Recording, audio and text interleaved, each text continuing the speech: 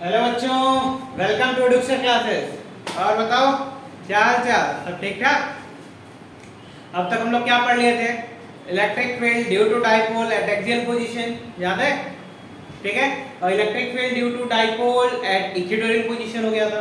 अब बात करते हैं क्या इलेक्ट्रिक उसके बाद फिर आपने इलेक्ट्रिक डाइपोल की वजह इलेक्ट्रिक डाइपोल को इलेक्ट्रिक फील्ड में एक्सटर्नल इलेक्ट्रिक फील्ड में प्लेस करके उस पर टॉर्क निकाल लिया था। ठीक है। अब बात करते हैं एरिया वेक्टर। क्या होता है area vector? What do you mean by area वाला वेक्टर? अरे बोलो, एरिया वेक्टर क्या होता है? देखो, ये कोई ए बी सी डी एक एरिया तो उसके पास क्या होगा? मैग्नीट्यूड होगा ही होगा। अरे रेक्टेंगल का area 5 centimetre square 10 centimetre square बोलते हो ना, तो होगा मैग्नीट्यूड। लेकिन डायरेक्शन में तो सुने नहीं थे कभी एरिया के साथ। तो एरिया वेक्टर बोला गया है, तो हैविंग डायरेक्शन आल्सो क्या होगा इसके पास? Magnitude and having direction. अरे बोलो, होगा ना? मैग्नीट्यूड और डायरेक्शन दोनों होगा। तो डायरेक्शन कहां होगा? यही तो बात है। देखो डायरेक्शन कहां होगा। मान लो ये एबीसीडी एक क्या है? एरिया है। एबीसीडी क्या है? एरिया। अब इस सरफेस के क्या?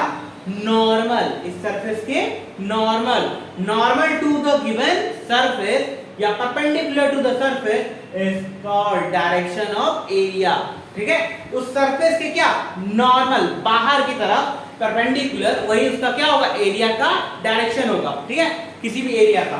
तो ये एबीसीडी एक लिए हो, ठीक है, रेक्टेंगल। अब इसका डायरेक्शन किधर होगा? अरे किधर होगा भाई? Normal to the surface.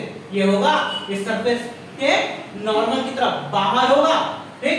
तो जो डायरेक्शन होता है एरिया वेक्टर को क्या होता है? Normal to the surface.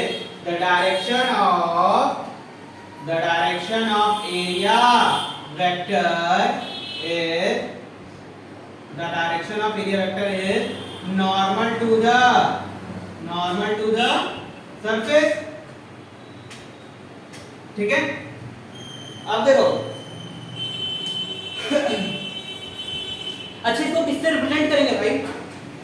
Generally हम लोग इसको रिप्रेजेंट कर देते हैं डीएस, छोटू सा एरिया वेक्टर ले लेते हैं किसी सरफेस पे, एरो लगा देते हैं, डायरेक्शन रिप्रेजेंट कर रहा है नॉर्मल टू द सरफेस। ठीक है। अब देखो इसका पढ़ने का यूज क्या है वो देखो।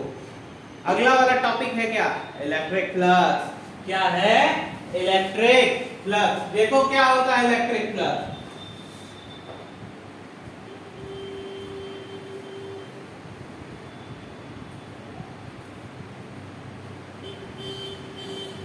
इलेक्ट्रिक फ्लक्स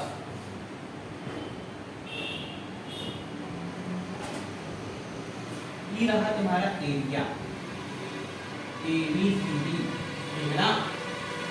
अब मान एक तो दरवाजा है। अरे तुम लोग क्या हो? तुम लोग फील्ड लाइन हो। कौन से लाइन? Field line. कौन से वाले? Electric field line. तुम लोग क्या हो? Electric field line. एक रूम में बंद थे, ठीक है। अब तुम लोग इलेक्ट्रिक फील्ड लाइन को दरवाजे से पास करना था, तो जितने लोग उस गिवन एरिया वेक्टर से क्या किए? पास किए, वही क्या होगा? Electric flux. The number of electric field lines passing through given area. The number of electric field lines passing through given area is called electric flux. The number of electric field lines passing through given area is called electric flux. देखो ये ABCD एक तो area ले लिए, ठीक है। अब इस एरिया से जितना नंबर ऑफ फील्ड लाइंस कहाँ जा रहा है? अरे बोलो कहाँ जा रहा है? The number of electric field lines passing through given area is called electric flux. इस given area से कितना number of field lines बाहर जा रहा है, वही क्या होगा उसका? electric flux. The number of electric field lines passing through given area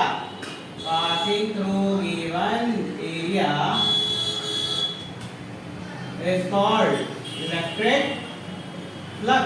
अरे बोलो, is called electric flux.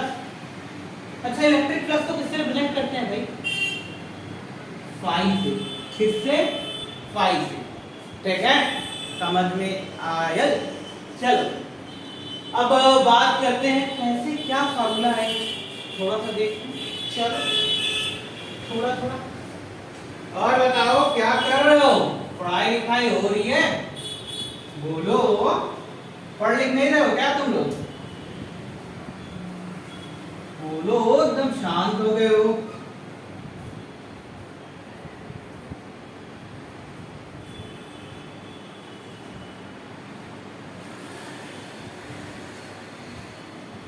चलो देखो देखो, एक एरिया गिवन है, क्या किए? एरिया लिए ए बी सी डी। ठीक, अब इससे नंबर ऑफ फील्ड लाइंस क्या की गई है? बाहर गई हैं, बाहर गई। ठीक, ये किसको रिप्रेजेंट कर रहा है? इलेक्ट्रिक फील्ड को। अरे बोलो, इलेक्ट्रिक फील्ड को रिप्रेजेंट कर रहा है। इसका एरिया वेक्टर की डायरेक्शन में क्या होता है?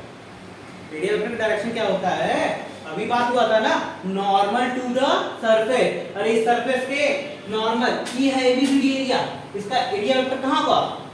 बाहर की तरफ नॉर्मल, यानी ये जाएगा हटा इधर, यानी इसका एरिया वेक्टर डीएल। अच्छा ये बताओ, इलेक्ट्रिक फील्ड इधर, एरिया वेक्टर इधर, दोनों के बीच का एंगल अज्यूम करते हैं कितना? थीटा। ठीक है, अब ये इलेक्ट्रिक फील्ड है, तो इलेक्ट्रिक फील्ड जब थीटा एंगल बना रही है तो दो कंपोनेंट बनेगा। अरे क्लास 11 भूल गए, ये x है तो ये थीटा है, तो कहां होता था? x cos थीटा, और ये क्या होता था? sin theta. बोलो, रेजोल्यूशन ऑफ वेक्टर होता था, तो ये किधर आएगा? e cos थीटा, ये क्या आएगा? e sin थीटा आएगा ना। ठीक है, अब देखो फ्लक्स निकालते हैं। फ्लक्स क्या होता है? उसी डायरेक्शन का इलेक्ट्रिक फील्ड का लाइन और उसी डायरेक्शन का एरिया वेक्टर। तो क्या है उस डायरेक्शन का electric field? e cos theta, और उसका एरिया वेक्टर क्या है? ds है। फ्लक्स को कैसे लिखते हैं भाई? पाई पहली बात हुआ था, इसको क्या लिख सकते हैं? e ds cos theta. अच्छा ये बताओ, a b cos theta, class 11th वाला डॉट प्रोडक्ट याद है? a b cos थीटा क्या होता था? a डॉट b यानी e डॉट ds होगा। अच्छा ये बताओ, दो वेक्टर का डॉट प्रोडक्ट क्या होता है? वेक्टर की स्केलर। दो वेक्टर का डॉट प्रोडक्ट स्केलर। यूनिट क्या होगी? बोलो, इलेक्ट्रिक फील्ड की unit newton per coulomb, area की unit metre square, newton metre square upon coulomb. Dimension बताओ, न्यूटन का dimension 70 - 2, distance metre square L square, coulomb क्या होगा? 80, यानी ml dt - 3 a - होगा। बोलो, होगा ना? साफ लोग बताओ।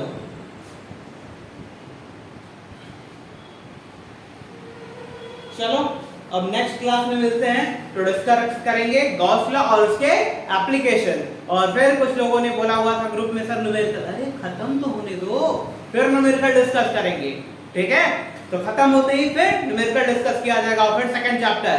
ठीक है, कीप स्टडी, बाय।